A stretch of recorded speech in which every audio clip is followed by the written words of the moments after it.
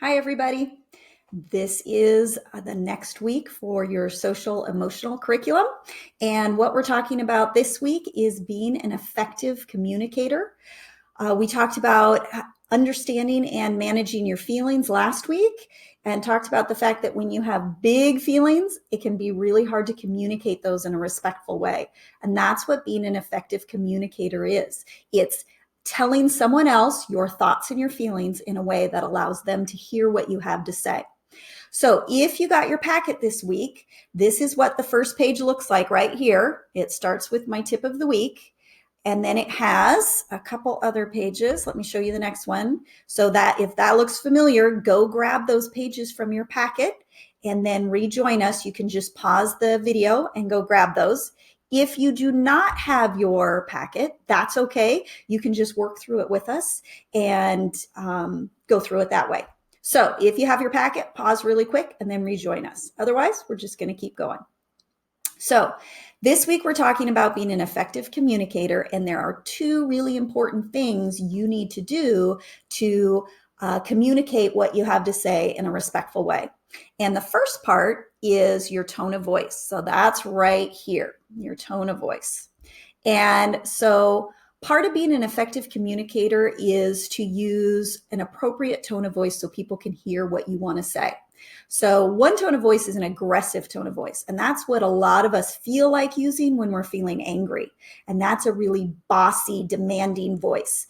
And if you use that kind of voice to express yourself, people are going to stop listening. They're going to get defensive, or they're going to get angry and start arguing back with you. And so it's not a really good way to let people know how you're feeling. Another tone of voice people sometimes use is a passive tone of voice, a quiet or shy tone of voice. And if you talk to people that way, often they'll just ignore you or they'll dismiss what you have to say and they won't hear what you're trying to tell them. So the best tone of voice you can use is an assertive tone of voice. That's your confident, respectful, calm tone of voice. And if you use that tone of voice, people are going to hear what you have to say. The second thing you need to do to be an effective communicator is choose words that express yourself appropriately. So it can be really easy to tell someone what you're thinking of feeling in a disrespectful way. When you use an I statement, it really helps you to communicate yourself in a more respectful way. So people will actually hear what you have to say. So here's two examples. The first one says, "You are so mean. You always want to go first and you never share." So think, does that sound like an aggressive tone of voice, a passive tone of voice, or an assertive tone of voice? Which do you think it is? Can you tell me? If you said aggressive, you're right. That's an aggressive tone of voice. And that's a lot of times what we sound like when we're upset. An assertive tone of voice is using an I statement. So the assertive person says, "I feel really frustrated when you won't take turns going first. Since you went first last time, I think it's fair if I go first this time." You're saying how you feel and what you think is fair, but you're doing it in a respectful way. And you're going to be much more likely to be able to solve the problem instead of making the problem bigger.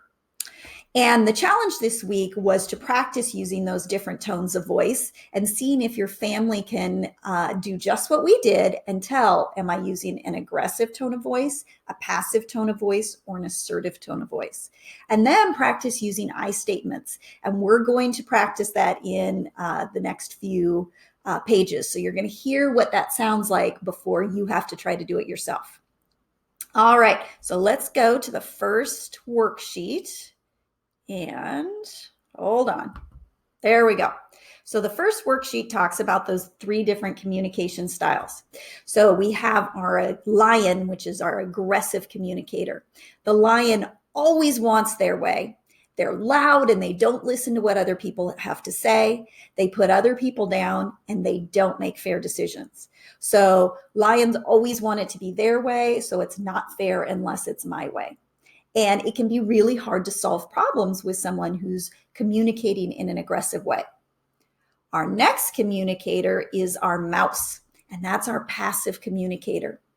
They don't stand up for themselves. They don't say what they think and feel. They speak very quietly, so it can be hard to hear what they have to say. They're shy, and they'll just let other people make choices for them. And so if you are a passive communicator, oftentimes people will just kind of do what they want to do, not hear what you have to say, and you're left feeling like things aren't fair. But it's because you're not communicating yourself. You're not communicating in the best way. So the last style is our sheep, which is our assertive communicator. And assertive people, they make fair decisions. They think what's fair for me, but also what's fair for the other person. They stand up for themselves respectfully. They listen to what other people have to say and don't interrupt. And they use I statements. They say what they feel and what they think, but in a way that's not disrespectful to other people.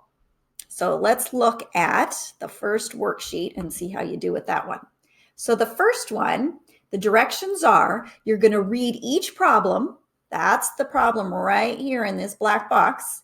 And then you are going to read the different responses down at the bottom. So those are down here. And you're going to cut them out and you're going to glue them or tape them to the correct animal. So first, let's read what the problem is today.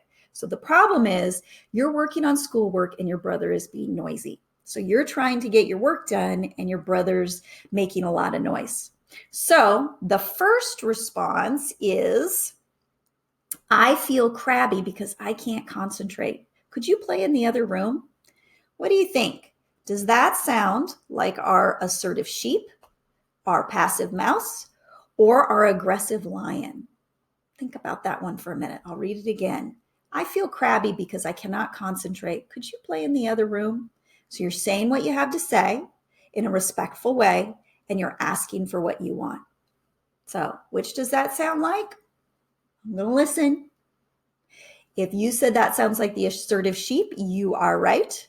And so what you would do is you would cut it out and glue it over there. But don't do it right now because we're going to move on to the next one. So you can do the cutting and gluing after we do it. Or if you already did this one, check and make sure you picked the right one. The second one says, will you be quiet? Why don't you ever have to do any work? It's not fair. Which one does that sound like? Is that our passive mouse or our aggressive lion? So I'm going to read it one more time. Will you be quiet? Why don't you ever have to do any work? It's not fair. So think about it. Tell me which one you think it is. If you said it's the aggressive lion, you're right.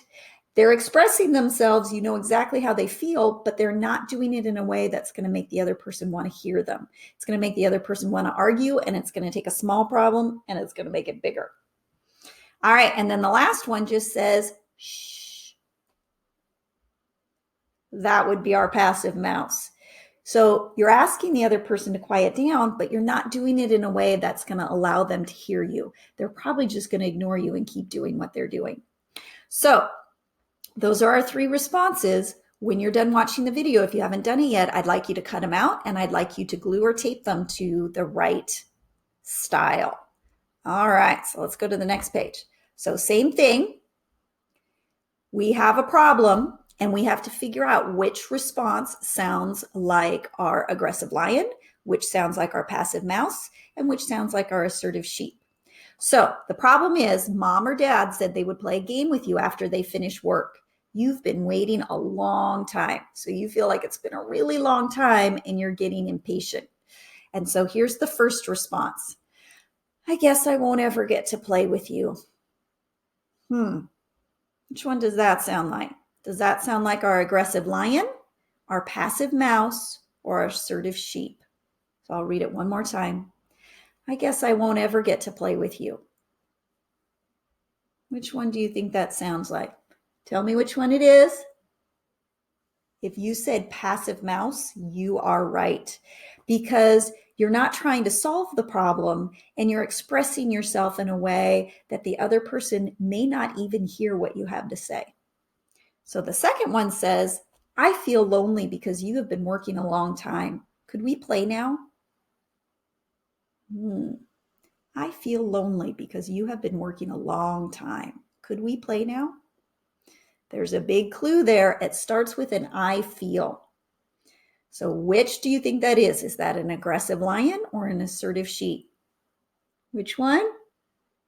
You said it's the assertive sheep. You're right. It's an I feel statement. You're saying in a respectful way what you would like to have happen. And your parents are going to be much more likely to hear you.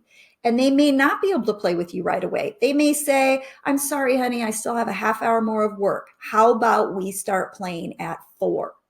But at that point, now you have a more concrete answer, and your parents know that you're really interested in playing, but you're not going to make the problem bigger. All right, our last response is, you never play with me. There's nothing to do. Last one left is our aggressive lion. And that's definitely an aggressive statement, because if you say, you never play with me, one, we know that's not true. And when we're feeling aggressive, we make these big generalized statements that really aren't true. And you say, there's nothing to do. What you mean is you're feeling kind of bored and lonely and you want to be able to play with your parents. But if you talk to them in a rude way, they're not going to hear you, and you may actually get in trouble and get the opposite of what you want. Sometimes that happens when you talk to people in an aggressive way. Instead of getting what you want, you get in trouble and you get the opposite of what you want. So that would be our aggressive lion. So when you're done with the video, if you haven't, cut those 3 out and glue them in the right spot. Okay, and then the last page is you're going to practice making your own I statement. So you're going to think, so the directions are, let's go down to the bottom. It says, think of a problem you have had with someone. Complete the I statement in an assertive way. So I want you're just going to have to brainstorm. I'm going to give you an example for the video. And then when you're done watching, I want you to think of your own. And you can either say it to a parent and have them write it for you, or you can write it yourself. And I want you to practice saying it out loud. So I think I'm going to use one that actually happens between my 2 sons. One of my sons gets really upset when the other one just starts talking over him. It's like he doesn't hear what he says. He starts talking about something completely different and interrupts him, and it really frustrates him. So I'm going to pretend to be one of my sons, and I'm going to use that I feel statement. So it could be, I feel frustrated, because that's how he feels. He feels really frustrated. Or it could be, I feel ignored. Whatever the appropriate feeling word. And remember last week we talked about when you have the perfect feeling word, that really helps communicate to somebody else what you're really thinking and feeling on the inside.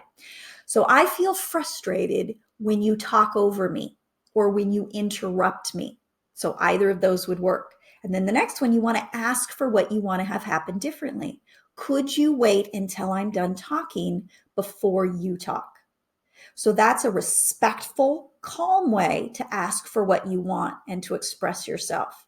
If instead you say, be quiet, you're always interrupting me, is that going to make his brother want to listen to what he has to say? Nope, he's going to get defensive and he's not going to want to listen. But if you say, I feel frustrated when you interrupt me, could you wait till I'm done and then I'll listen to what you have to say? So think about a problem you've had with somebody at home, and I want you to come up with your own I feel statement, and then try using it next time. Alrighty, so for Assertive Sheep and Mrs. Grant, I'm going to say bye-bye. Practice using that effective communication, being that assertive person, and I will see you all next week. Bye.